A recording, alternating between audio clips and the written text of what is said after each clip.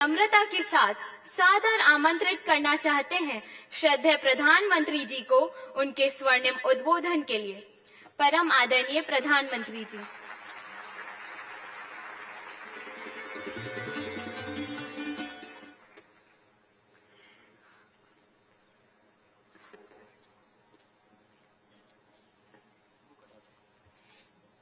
मंत्रिमंडल के मेरे सहयोगी श्रीमान धर्मेंद्र प्रधान जी, अन्नपूर्णा देवी जी, राजकुमार रंजन सिंह जी, सुभाष सरकार जी, देश के विभिन्न भागों से आए शिक्षकगण, सम्मानित प्रबुद्धजन और देश भर से जुड़े मेरे प्यारे विद्यार्थी दोस्तों, ये शिक्षा ही है जिसमें देश को सफल बनाने, देश का भाग्य बदलने की सर्वाधिक जिसमें ताकत है वो शिक्षा है।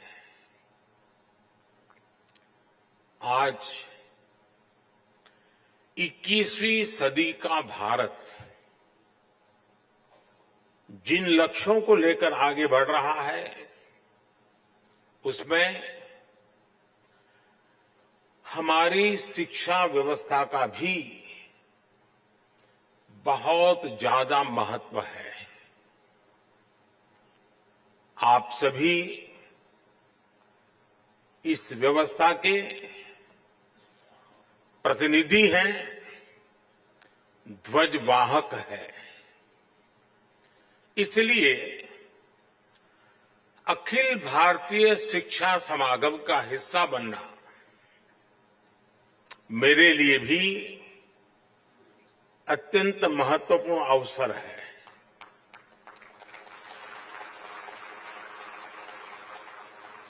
मैं मानता हूं विद्या के लिए विमर्श जरूरी होता है, शिक्षा के लिए संवाद जरूरी होता है। मुझे खुशी है कि अखिल भारतीय शिक्षा समागम के इस सत्र के जरिए हम विमर्श और विचार की अपनी परंपरा को और आगे बढ़ा रहे हैं। इसके पहले ऐसा आयोजन काशी के नवनिर्मित रुद्राक्ष सभागृह में हुआ था। इस बार ये समागम दिल्ली के इस नवनिर्मित भारत मंडपम में हो रहा है और खुशी की बात यह है कि विधिवत रूप से भारत मंडपम के लोकार्पण के बाद ये पहला कार्यक्रम है और खुशी इसलिए बढ़ जाती है कि पहला कार्यक्रम शिक्षा से जुड़ा कार्यक्रम हो रहा है। साथियों, काशी के रुद्राक्ष से लेकर इस आधुनिक भारत मंडपम तक अखिल भारतीय शिक्षा समागम की इस यात्रा में एक संदेश भी छिपा है। ये संदेश है प्राचीनता और आधुनिकता के संगम का, यानी एक और हमारी शिक्षा व्यवस्था भारत की प्राचीन परंपराओं को सहज रही है, आधुनिक साइंस और हाईटेक टेक्नोलॉजी इस फील्ड में भी हम उतना ही तेजी से आगे बढ़ रहे हैं। मैं इस आयोजन के लिए शिक्षा व्यवस्था में आपके योगदान के लिए आप सभी साथियों को शुभकामनाएं देता हूं, साधुवाद देता हूं। संयोग से आज हमारी राष्ट्रीय शिक्षा नीति के 3 साल भी पूरे हो रहे हैं।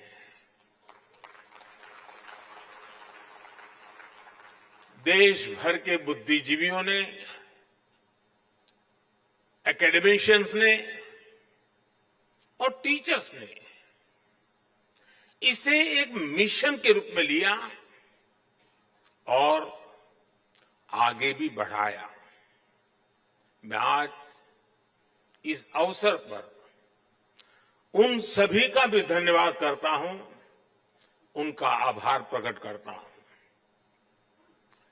अभी मैं यहां आने के पहले पास के पेविलियन में लगी रही प्रदर्शनी देख रहा था।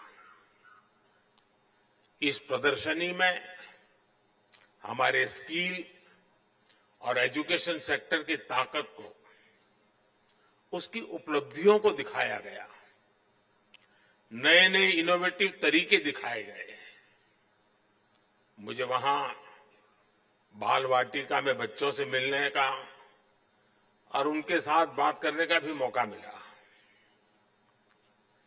बच्चे खेल खेल में कैसे कितना कुछ सीख रहे हैं, कैसे शिक्षा और स्कूलिंग के मायने बदल रहे हैं, ये देखना मेरे लिए वाकई उत्साहजनक था।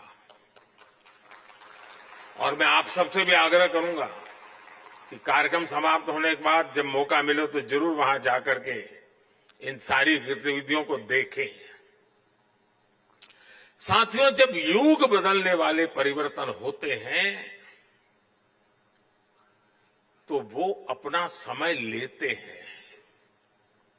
3 साल पहले जब हमने राष्ट्रीय शिक्षा नीति की घोषणा की थी तो एक बहुत बड़ा कार्यक्षेत्र हमारे सामने था।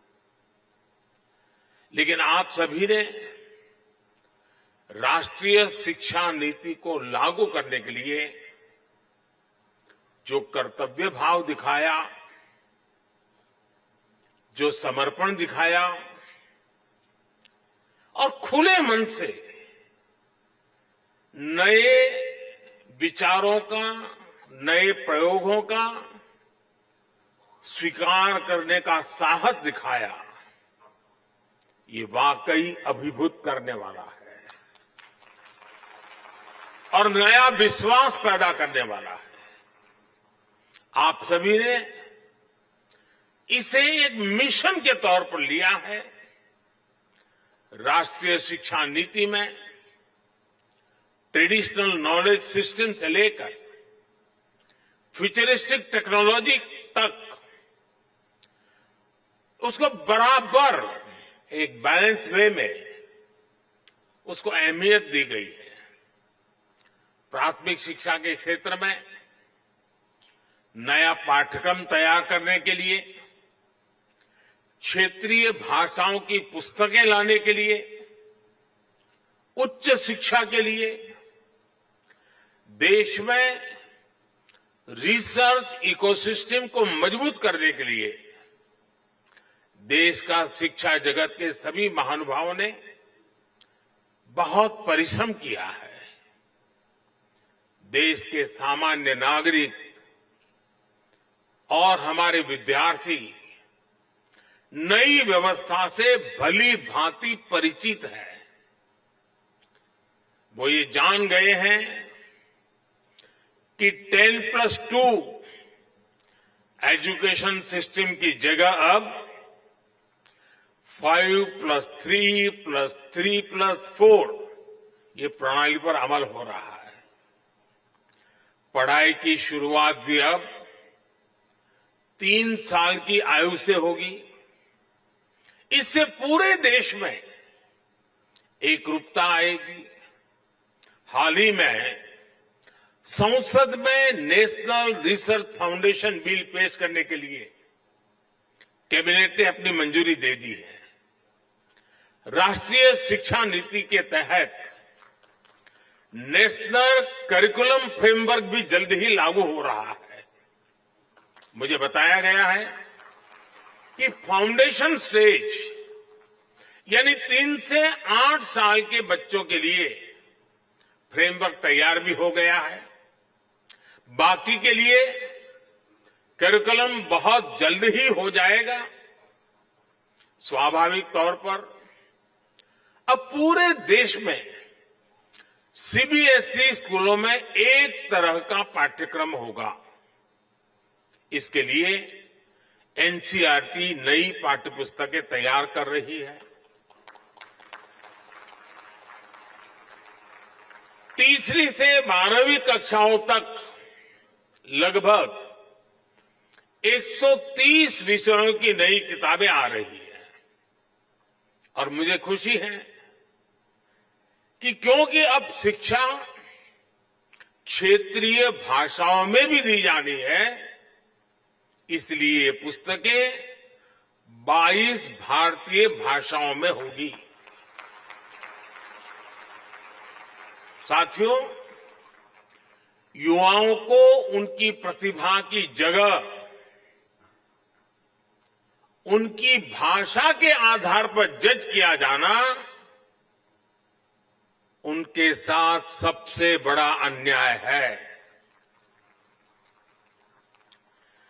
मातृभाषा में पढ़ाई होने से भारत के युवा टैलेंट के साथ अब असली न्याय की शुरुआत होने जा रही है और ये सामाजिक न्याय का भी अहम कदम है। दुनिया में सैकड़ों अलग अलग भाषाएं हैं। हर भाषा की अपनी अहमियत है। दुनिया के ज्यादातर विकसित देशों ने अपनी भाषा की बदौलत बढ़त हासिल की है। अगर हम केवल यूरोप को ही देखें तो वहां ज्यादातर देश अपनी अपनी नेटिव भाषा का ही इस्तेमाल करते हैं, लेकिन हमारे यहां इतनी सारी समृद्ध भाषाएं होने के बावजूद हमने अपनी भाषाओं को पिछड़ेपन के तौर पर पेश किया।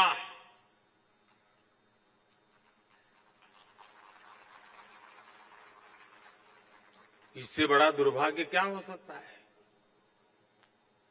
कोई कितना भी इनोवेटिव माइंड क्यों ना हो, अगर वो अंग्रेजी नहीं बोल सकता था तो उसकी प्रतिभा को जल्दी स्वीकार नहीं किया जाता था।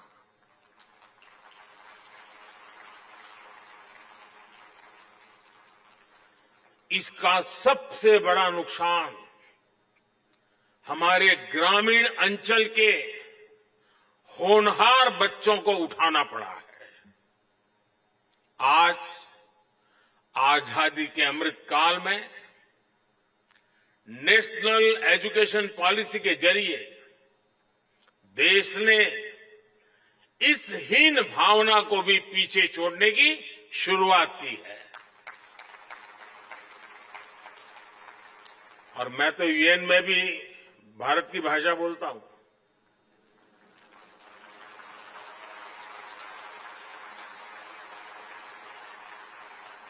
सुनने वाले को ताली बजाने में देर लगेगी।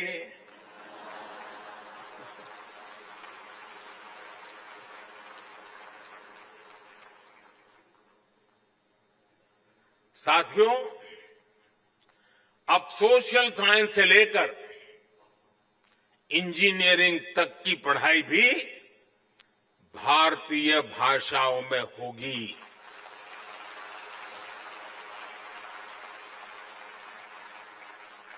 युवाओं के पास भाषा का आत्मविश्वास होगा तो उनका हुनर, उनकी प्रतिभा भी खुल करके सामने आएगी। और इसका एक और लाभ देश को होगा। भाषा की राजनीति करके अपनी नफरत की दुकान चलाने वालों का भी शटर डाउन हो जाएगा।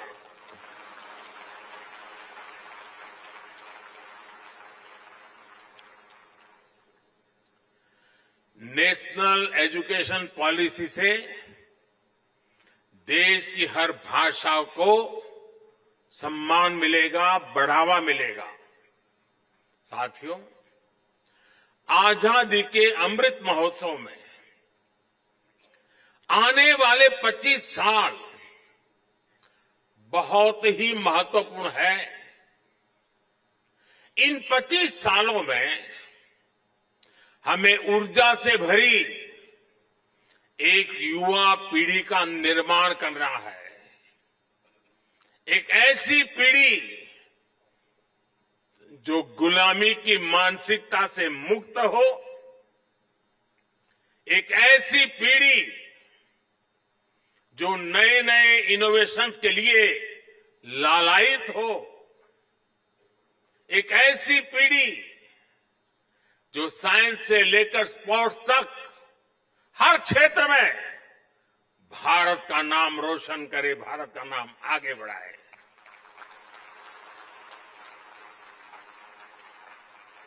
एक ऐसी पीढ़ी जो 21वीं सदी के भारत की आवश्यकताओं को समझते हुए अपना सामर्थ्य बढ़ाए, और एक ऐसी पीढ़ी जो कर्तव्य बोध से भरी हुई हो, अपने दायित्व को जानती हो, समझती हो।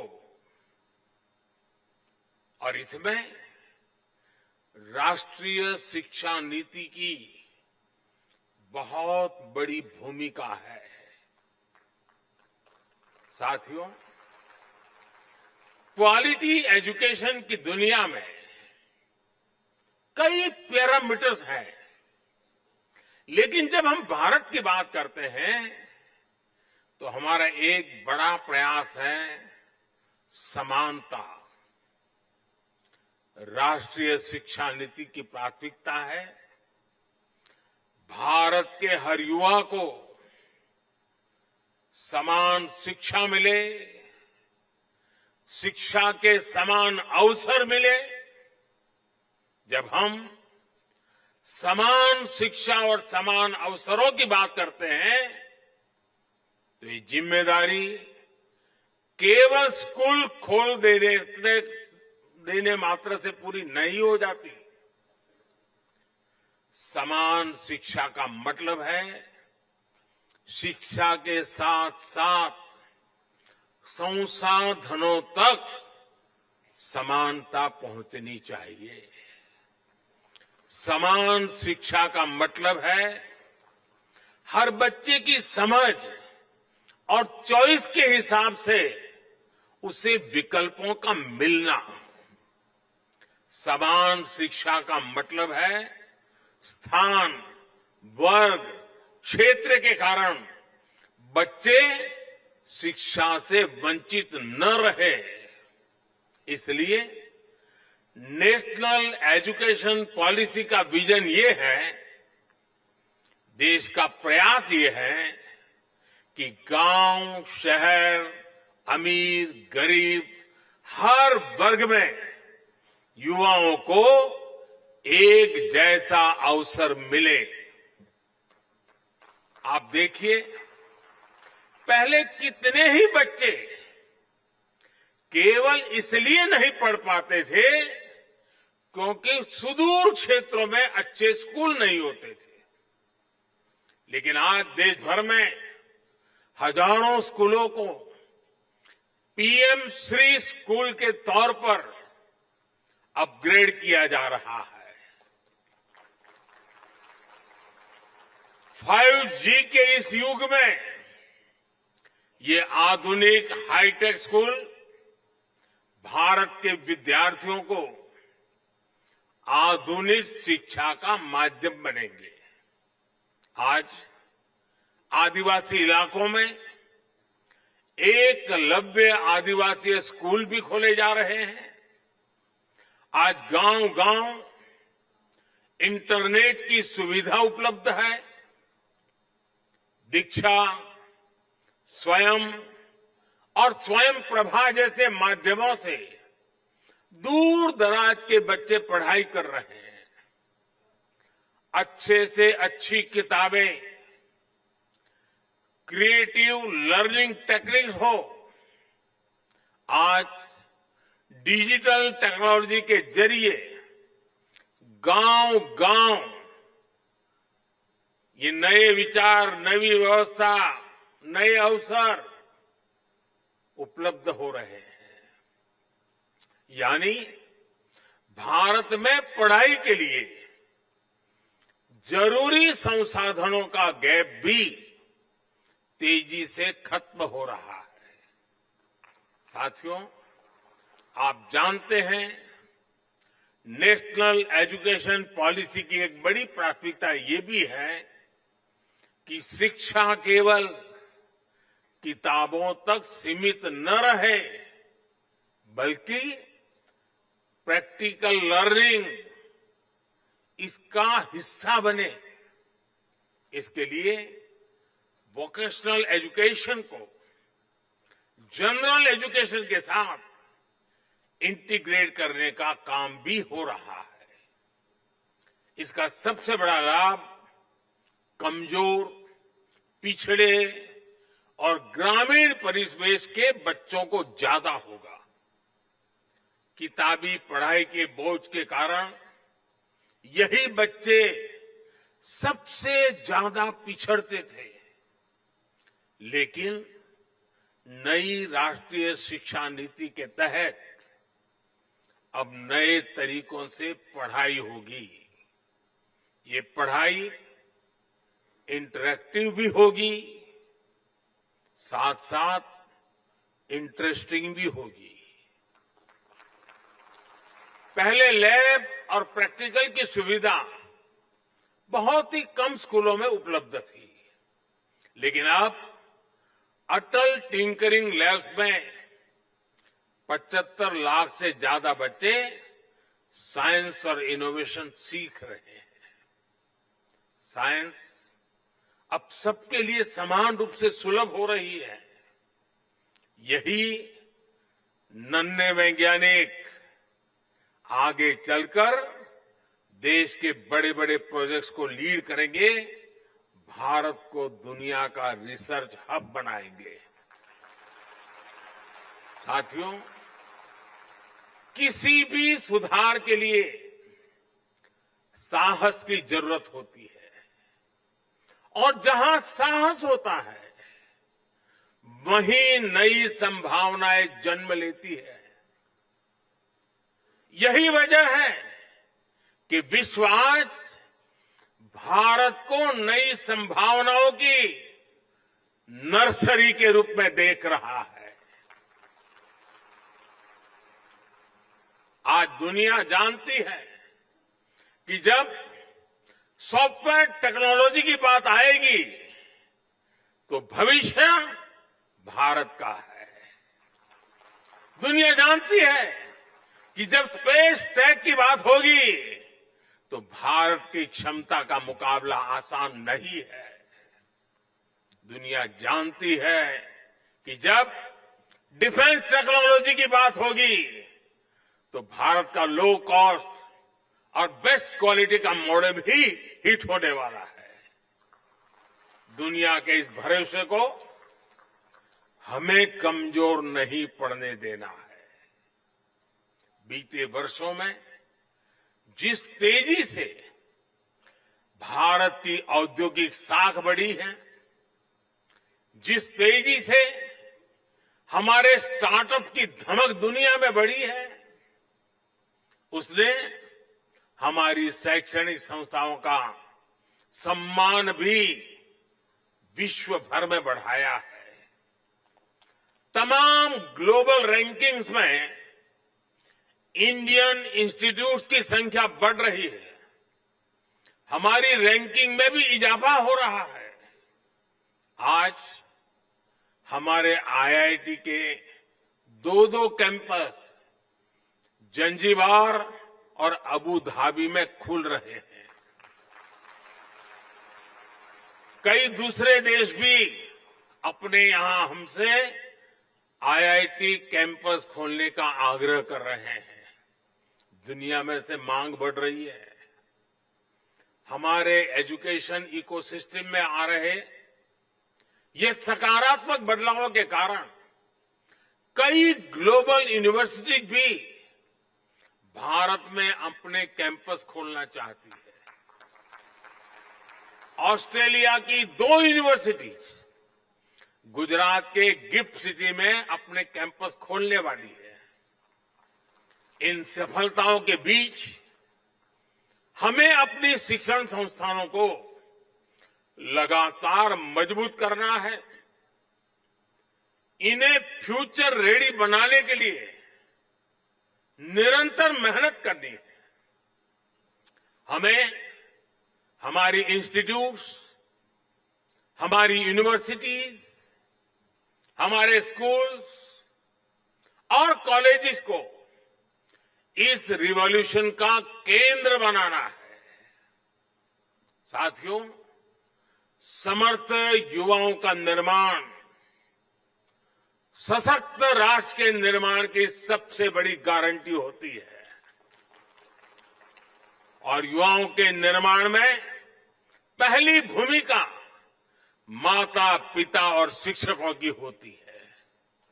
इसलिए मैं शिक्षकों और अभिभावकों सभी से कहना चाहूंगा कि बच्चों को हमें खुली उड़ान देने का मौका देना ही होगा। हमें उनके भीतर आत्मविश्वास भरना है ताकि वो हमेशा कुछ नया सीखने और करने का साहस कर सके। हमें भविष्य पर नजर रखनी होगी। हमें फ्यूचरिस्टिक माइंडसेट के साथ सोचना होगा। हमें बच्चों को किताबों के दबाव से मुक्त करना होगा। आज हम देख रहे हैं कि एआई जैसी टेक्नोलॉजी, आर्टिफिशियल इंटेलिजेंस, जो कल तक साइंस फिक्शन में होती थी, वो अब हमारे जीवन का हिस्सा बन रही है। रोबोटिक्स और ड्रोन टेक्नोलॉजी हमारे दरवाजे पर दस्तक दे चुकी है। इसलिए हमें पुरानी सोच से निकलकर नए दायरों में सोचना होगा। हमें अपने बच्चों को उसके लिए तैयार करना होगा। मैं चाहूंगा कि हमारे स्कूलों में फ्यूचर टेक से जुड़े इंटरेक्टिव सेशन आयोजित हो। डिजास्टर मैनेजमेंट हो, क्लाइमेट चेंज हो या क्लीन एनर्जी जैसे विषय हो। हमारी नई पीढ़ी को हमें इनसे भी रूबरू कराना होगा। इसलिए हमें हमारी शिक्षा व्यवस्था को इस तरह से तैयार करना होगा ताकि युवा इस दिशा में जागरूक भी हो, उनकी जिज्ञासा भी बढ़े। साथियों, भारत भी जैसे जैसे मजबूत हो रहा है, भारत की पहचान और परंपराओं में भी दुनिया की दिलचस्पी बढ़ रही है। हमें इस बदलाव को विश्व की अपेक्षा के तौर पर लेना होगा। योग, आयुर्वेद, कला, संगीत, साहित्य और संस्कृति के क्षेत्र में भविष्य की अपार संभावनाएं जुड़ी है। हमें हमारी नई पीढ़ी को इनसे परिचित करवाना होगा। मुझे विश्वास है अखिल भारतीय शिक्षा समागम के लिए ये सभी विषय प्राथमिकता में होंगे ही।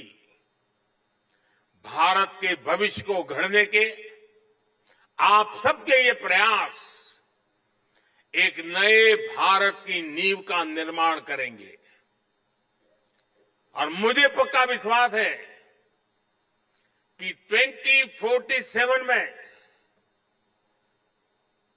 हम सबका सपना है, हम सबका संकल्प है कि जब देश आजादी के 100 साल मनाएगा 2047 में ये हमारा देश विकसित भारत होके रहेगा।